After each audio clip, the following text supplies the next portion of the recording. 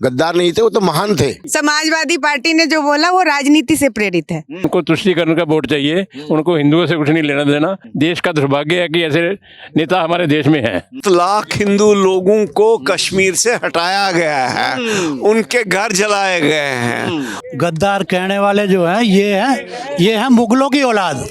बिल्कुल, बहुत गुस्सा है। तो इनको जो है देश से खदेड़ देंगे, वहीं हमें पहुंचा देंगे। नमस्कार, मैं हूं देवनाथ, आप देख रहे हैं भारत एक्सप्रेस।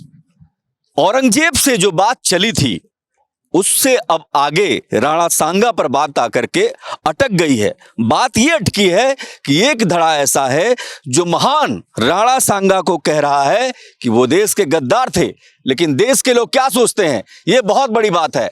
और मेवाड़ की धरती, राजस्थान की धरती जो वीरों के लिए विख्यात है, न सिर्फ भारत में बल्कि पूरी दुनिया में, अगर वीरता की बात करें तो राजस्थान सबसे ऊपर होता है, जहां पर हमारे मां भारती के वीर सपूतों ने मुगलों के होश ठिकाने कर दिए। लेकिन दुर्भाग्य इस देश का कि यहां पर अब बहस क्या हो रही है, राजनीतिक लाभ और नुकसान के चक्कर में बहस ऐसी हो रही है कि राणा सांगा गद्दार थे।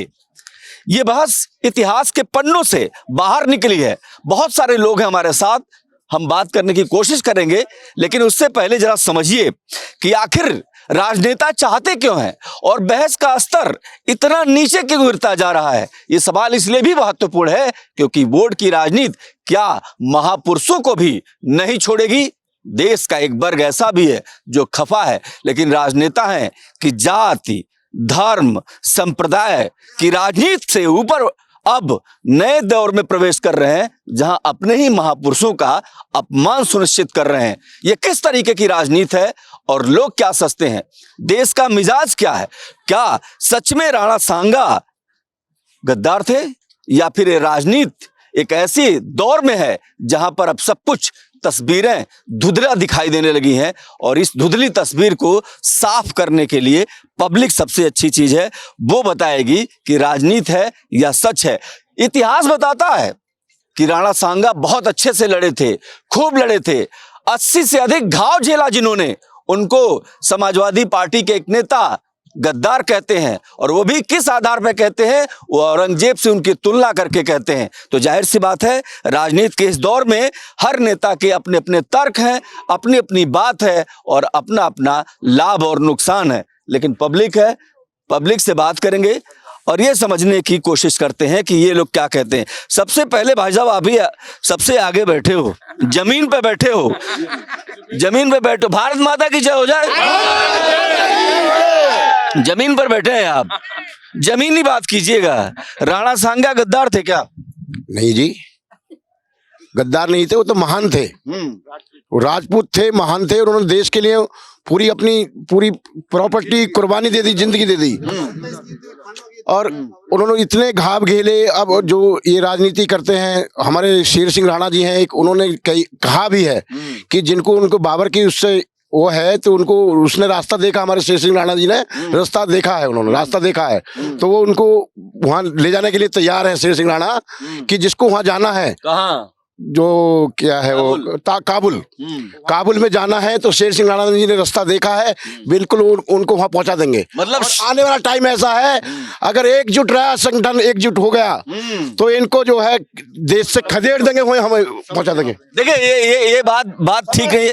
ठीक है, बात करते हैं, एक एक बात करेंगे। बड़ा दिलचस्प बात है कि सवाल इस बात का है, एक महिला एक पुरुष से दोनों बराबर का रखना है। ये बताइए मैडम, ये राणा सांगा को कह रहे हैं लोग समाजवादी पार्टी के लीडर तो गद्दार थे, आपको क्या लगता है? वो गद्दार नहीं थे, वो बहुत बड़े देशभक्त थे।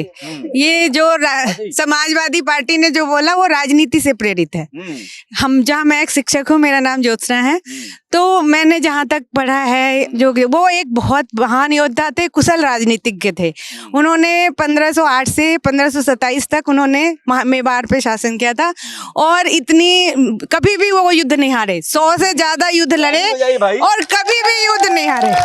वो लास्ट में जब खानवा का युद्ध था उसमें उन्होंने बाबर, लेकिन 80 उनके बदन पे आपने जो बोला 80 से ज्यादा घाव थे, उनका एक हाथ एक आंख काम नहीं कर रहा था, फिर भी उन्होंने बहादुरी से डटकर सामना किया और हमारे इतिहास उन पे हमेशा गर्व करेगा। इतिहास गर्व करेगा। और जिसके शरीर पर 80 से अधिक घाव, एक सेकंड, जिसके शरीर पर 80 से अधिक घाव, क्या वो कायर हो सकता है? क्या वो गद्दार हो सकता है? ये सवाल बहुत महत्वपूर्ण है। आप बताइए राकेश जी, आप ये बताइए कि लोग कह रहे हैं ये राजनीति आ गई है क्या इसमें? समाजवादी पार्टी कह रही है अपने ही महापुरुषों को नहीं पहचान पा रहे हैं। ये 100% राजनीति है जी। उनको तुष्टीकरण का वोट चाहिए, उनको हिंदुओं से कुछ नहीं लेना देना। औरंगजेब को महान कहते हैं और हमारे शूरवीर राजाओं को वो गद्दार कहते हैं। ये राजनीति बड़ी गंदी राजनीति है। देश का दुर्भाग्य है कि ऐसे नेता हमारे देश में हैं। इनका बाइकाट कर देना चाहिए सोशली। इनका बाइकाट होना चाहिए, ये भी देखिए, इनका बाइकाट होना चाहिए। और जब ये हम डिबेट कर रहे हैं, जब ये बहस कर रहे हैं, आप ज्यादा शोर कर रहे हैं।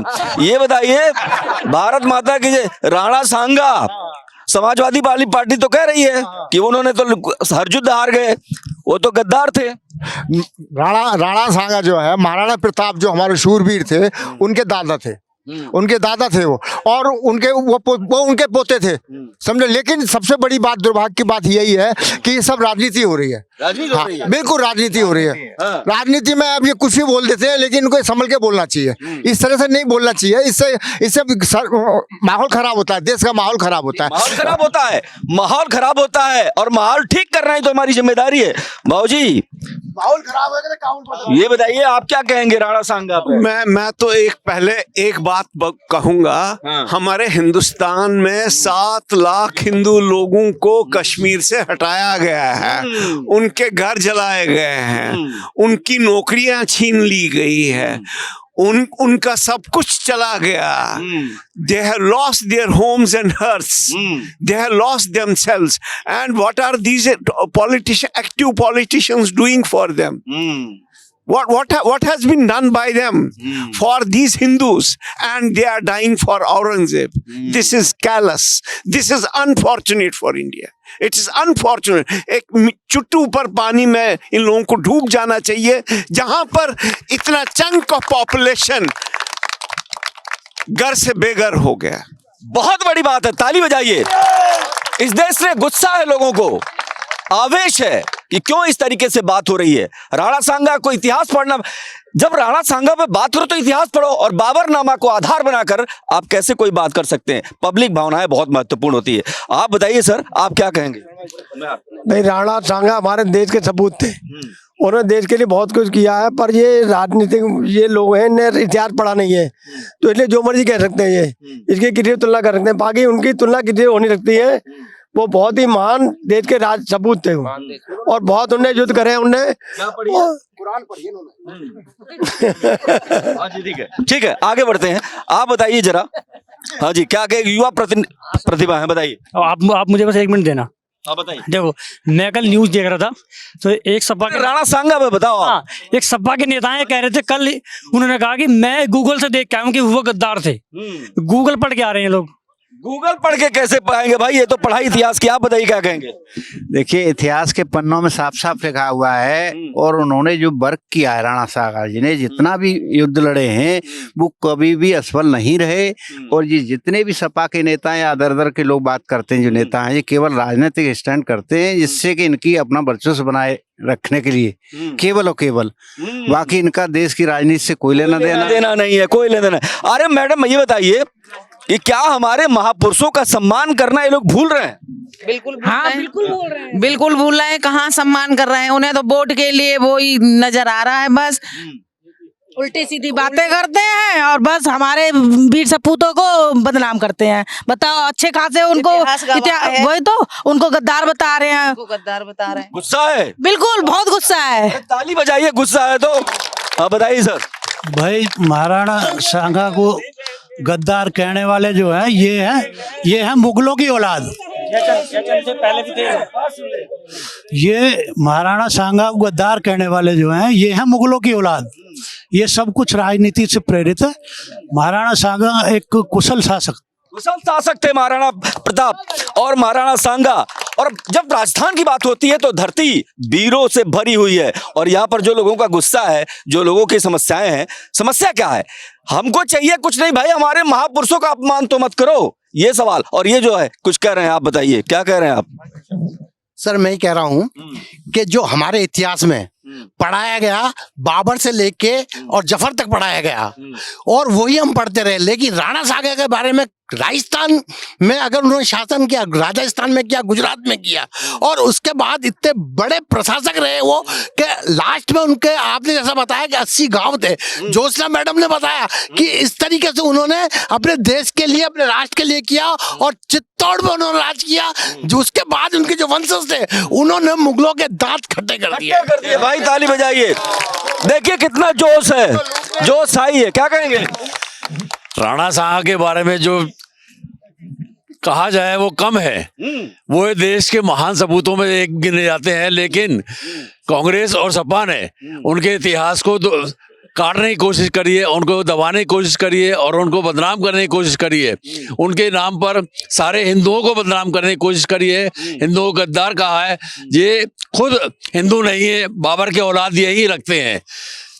सपा के लोग देखिए, अरे बताइए, बाबर, औरंगजेब हमारे देश का आदर्श हो सकता है क्या? नहीं, औरंगजेब आदर्श नहीं हो सकता। ये लुटेरा था, वो तो भारत को लूटने आया था।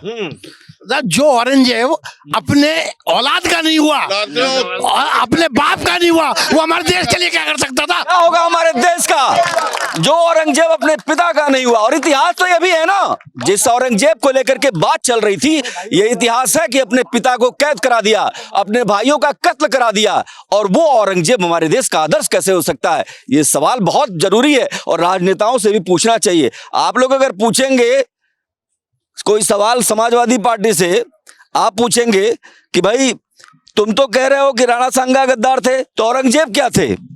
नहीं, औरंगजेब ही गद्दार थे। अगर देशभक्ति की बात होती है तो राणा सांगा जो है देशभक्त थे। उन्होंने अपने जीवन, पूरा जीवन देश के लिए समर्पित किया है। देश के लिए समर्पित किया। आप क्या कहेंगे? बिल्कुल बिल्कुल सही, जो हमारे शर्मा जी कह रहे हैं बिल्कुल ठीक कह रहे हैं। राणा सांगा ने बहुत कुछ किया है, बलिदान दिया है इस देश के लिए। और औरंगजेब बहुत ही हरामजादा था। गाली गलौज नहीं, गाली गलौज नहीं, ठीक है, गाली गलौज नहीं। औरंगजेब आक्रांता था, आक्रांता था। और जब पंडित जवाहरलाल नेहरू इस बात को कह रहे हैं कि औरंगजेब आक्रांता था, और बहस में, एक मिनट, शोर मत मचाइए, इस बहस को और अच्छे से चलने दीजिए, इसको चलने दीजिए। देखिए, ये चलने दीजिए। सवाल इस बात का है कि औरंगजेब को लेकर के जो बहस हो रही है, और एक फिल्म आई, फिल्म छावा आई, छावा लोगों ने देखा और महसूस किया कि हमारे किस तरीके से औरंगजेब ने कितनी क्रूरता की हदें पार कर दी, और पूरा का पूरा इतिहास भरा पड़ा है औरंगजेब के अत्याचार से, आक्रांता से। तो जाहिर सी बात है कि वो हमारे देश का आदर्श नहीं हो सकता। आदर्श हो सकता है क्या औरंगजेब? नहीं हो सकता।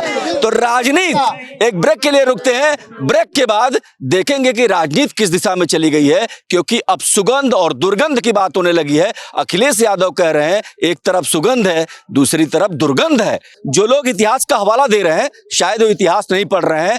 इसी वजह से राणा सांगा को लेकर के विवाद पैदा हो रहा है। लेकिन ये राजनीति के इस दौर में, जहां पर बात डेवलपमेंट की होनी चाहिए, विकास की होनी चाहिए, जहां पर स्कूलों और सड़कों, और विपक्ष की भूमिका क्या है? विपक्ष को भी तो घेरना चाहिए, एजुकेशन पर घेरना चाहिए। लेकिन वो क्या बता रहा है? वो कह रहे हैं राणा सांगा गद्दार थे। और इतने सारे लोग हैं, ये सब के सब कह रहे हैं इतिहास पढ़ने की जरूरत है, क्योंकि जिस राणा सांगा को समाजवादी पार्टी के नेता गद्दार कह रहे हैं, 80 घाव लेकर के वो लड़ाई लड़े थे। जाहिर सी बात है कि घाव ऐसे ही नहीं लगते हैं, लड़ाई लड़नी पड़ती है, और इतिहास उनके वीरता पूर्वक शौर्य के कामों से भरा पड़ा है। बस दृष्टि चाहिए पढ़ने के लिए। ताली बजा दीजिए एक बार सब लोग। चलिए एक बात बताइए, इधर से आते हैं। भाई साहब, क्या नाम है आपका? मेरा नाम अमित कुमार यादव है। अच्छा यादव साहब, ये बताइए। मैं एडवोकेट हूँ, दिल्ली हाई कोर्ट। इनके लिए ताली बजाओ भाई। अब ये बताइए, ये जो अखिलेश यादव की पार्टी कह रही है राणा सांगा, उस पर आपका विचार क्या है? मेरे को राणा सांगा के बारे में नहीं पता और मेरे को अखिलेश यादव के बारे में नहीं पता। मैं इतिहास सही तरीके से पढ़ना चाहता हूँ, लेकिन कोई इतिहास सही तरीके से पढ़ाना नहीं चाहता है। इतिहास भी क्या गलत तरीके से लिखा गया? सुविधा के हिसाब से ले गया, क्योंकि ये लोग सवाल उठा रहे हैं कि इतिहास में तो वही दिखाया गया जो उस दौर के लोग चाहते थे, तो क्या इतिहास में भी छेड़छाड़ हुई? आप बताइए मैम। इतिहास में जो लिखा है ना वो सही नहीं लिखा गया, क्योंकि उस समय जो शासन था ना वो शासक नहीं चाहते थे कि सच्चाई सबके सामने आए, तो इसलिए वो सच्चाई सामने नहीं लेके आए। और वो जो चाहते थे, जैसे औरंगजेब को उन्होंने महान बता दिया, जबकि वो महान था ही नहीं, महागद्दार आदमी था वो, बहुत गद्दार आदमी था। और राणा साहंगा जैसा आदमी हो नहीं सकता है, जितना मतलब महान था वो। आप क्या कहेंगे यादव जी? मैं कुछ नहीं। अरे नहीं, देखिए शर्मा जी से पूछो, यादव जी से पूछो, हम तो जात देख के थोड़े पूछेंगे, हम तो सबसे पूछेंगे। बताइए, एक बात बताइए, सुनिए भाई आप लोग, बताइए क्या बहस चल रही है?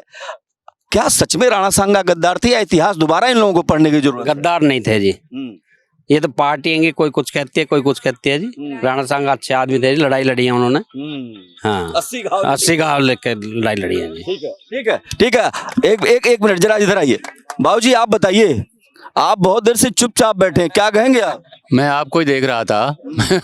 ऐसा है कि राणा सांगा का अगर इतिहास लिया जाए तो मुगल खानदान के दांत खट्टे करने वाला एक वही शख्स था जिसने जो है 80 घाव सहन कर भी जब उसकी अंतिम जगह थी, अंतिम जब जमीन पर पड़े हुए थे, तब उन्होंने क्या कहा था?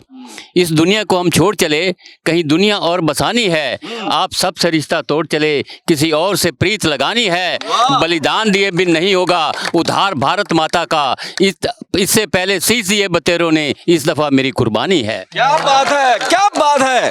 और ये धरती, वाह वाह, कुछ कहेंगे?